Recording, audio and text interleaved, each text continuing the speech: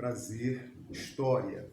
Vamos falar um pouquinho nesse vídeo sobre a Revolução Inglesa, que aconteceu no século XVII. Antes, porém, permita-me falar um pouco de como estava estruturada a sociedade inglesa. Àquela época, na verdade, desde antes, a sociedade inglesa vinha passando muitas mudanças. Essas mudanças intensas começam a acontecer lá atrás, na Guerra dos 100 Anos, quando grande parte da burguesia está envolvida na exportação de lã e algodão. Para onde eles exportavam lã e algodão? Para a Holanda. E essas exportações eram pagas a dinheiro.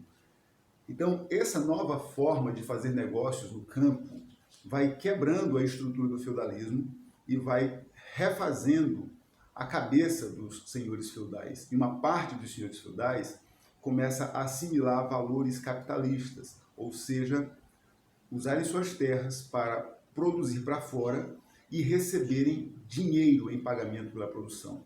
Ou seja, essa nova cultura descaracteriza o feudalismo britânico. Você sabe que o feudalismo se caracteriza por ter uma economia introvertida, ou seja, uma economia voltada para si mesma, enquanto o capitalismo tem uma economia extrovertida, voltada para fora. Essa é a principal diferença entre feudo e fazenda. Feudo é gerado para o sustento do senhor, dos seus exércitos, dos seus pequenos nobres que estão ali consigo, e do campesinato que a ele é agregado, enquanto a fazenda vive para gerar lucro.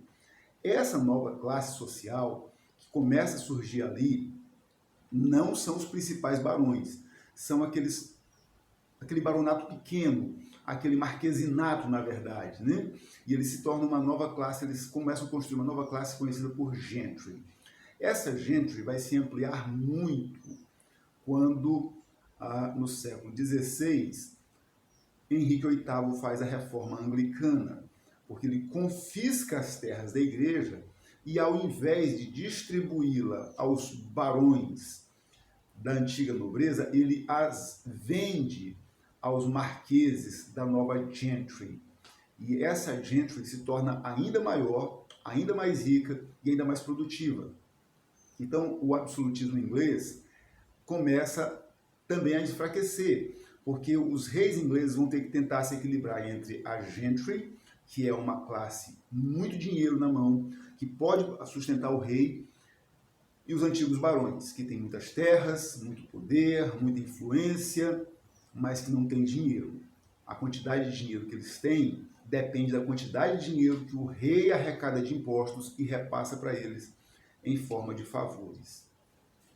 Essa situação ficou equilibrada, mais ou menos equilibrada, durante a dinastia de Henrique VIII e sua filha Elizabeth.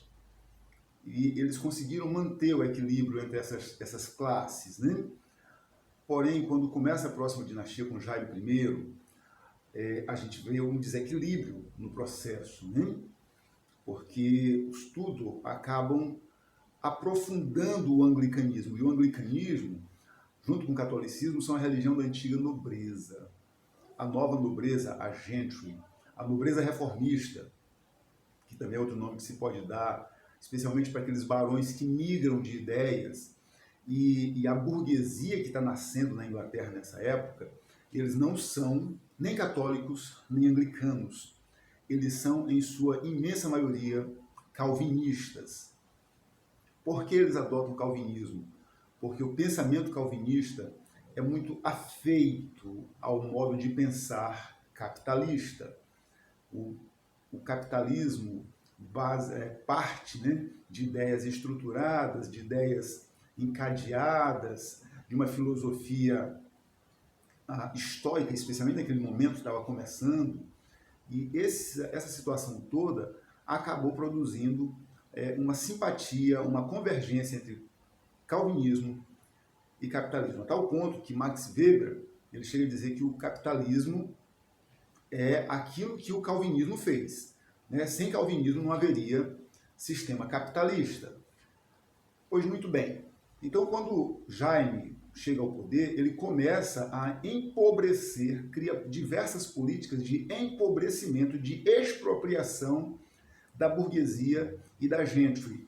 E essas políticas são ancoradas nos tributos. Você já estudou sobre absolutismo, e você sabe que o tributarismo, aquele vício dos reis, uma megalomania de financiar suas fantasias, as suas loucuras, os seus gastos absurdos com altos impostos, era uma característica dessa época. Eles pagavam tudo isso com impostos arrecadados do povo. É chamado de tributarismo. E Carlos leva o tributarismo às últimas consequências. A burguesia percebe que está perdendo dinheiro para o rei. A nobreza reformista percebe que está perdendo dinheiro para o rei. A gentry percebe que está perdendo dinheiro para o rei. E essas três classes movimentam, estimulam outras duas, que são os pequenos camponeses, proprietários de pequeníssimas, ínfimas camadas de terra, porque eles eram tratados como se fossem fazendeiros, tinham que pagar altos impostos também, e movimentam os operários. Aí eu quero abrir um parêntese. Quem são esses operários? Os operários são aqueles que perderam suas terras nos feudos, na medida que a gentry vai transformando feudos em fazenda. Esse é um fenômeno chamado de cercamento. Ele é expulso do feudo e vem morar na cidade. Quando ele chega na cidade, ele precisa arranjar alguma coisa para se sustentar, precisa de trabalho. E ele cai nas garras, por assim dizer, da pequena burguesia que era industrial. Então ele vai se tornar, vai deixar de ser camponês, servo, para ser morador das cidades, ser urbanitário e operário. E aí ele depende muito dos salários que recebe. Mas quanto mais altos são os impostos, mais baixos serão os salários. Porque qual é a forma que os burgueses têm para se defender dos impostos altos do rei?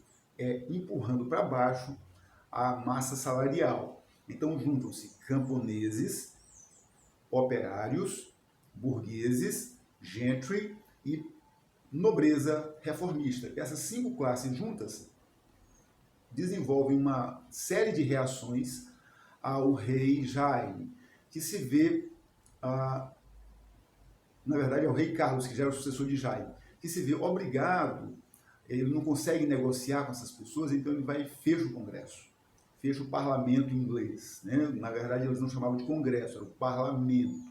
Congresso é típico dos sistemas republicanos. Então ele fecha o parlamento.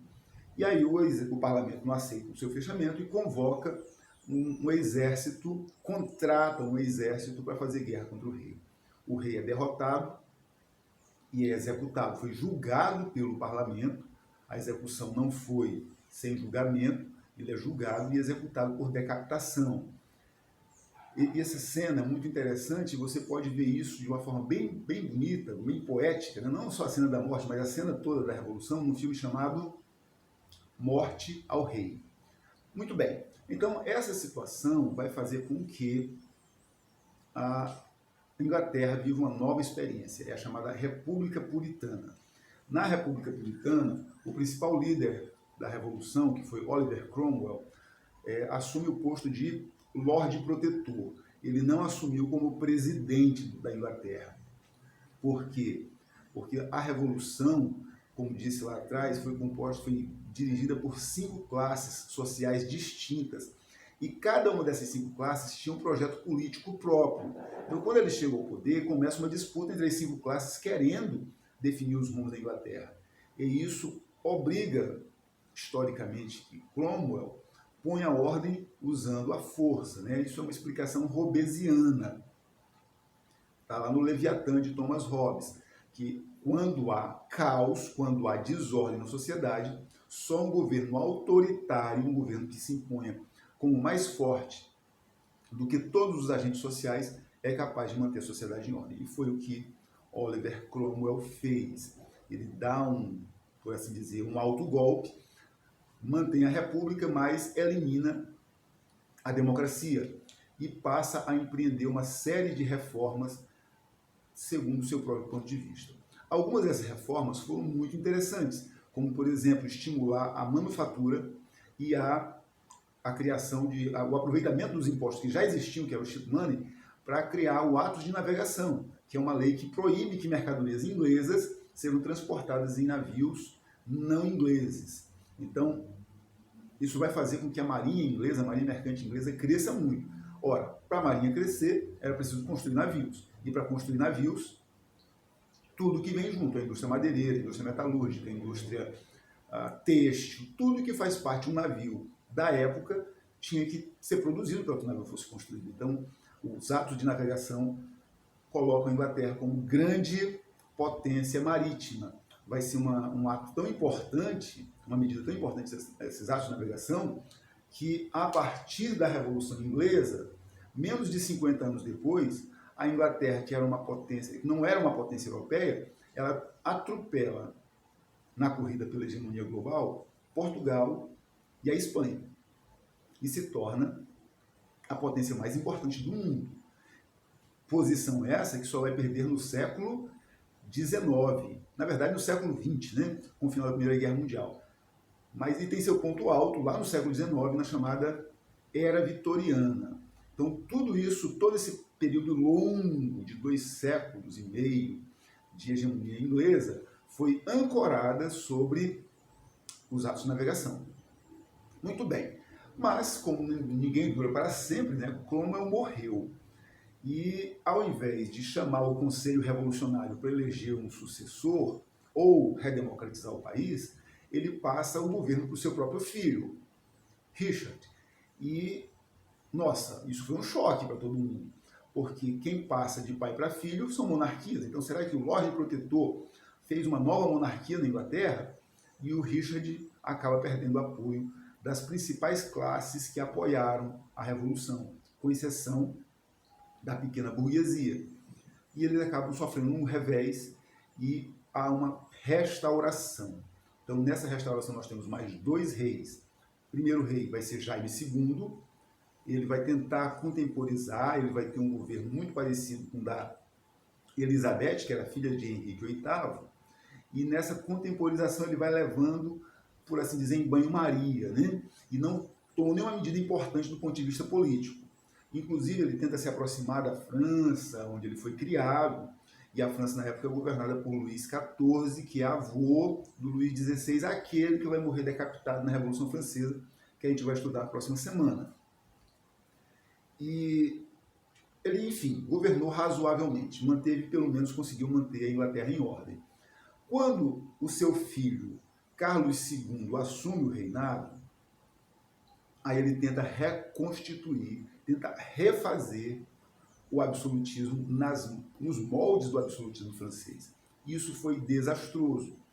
Mas a alta burguesia, a essa altura, já havia na Inglaterra uma alta burguesia associada a setores muito enriquecidos da gentry e da nobreza reformista, vão se juntar para tirar Carlos II do poder.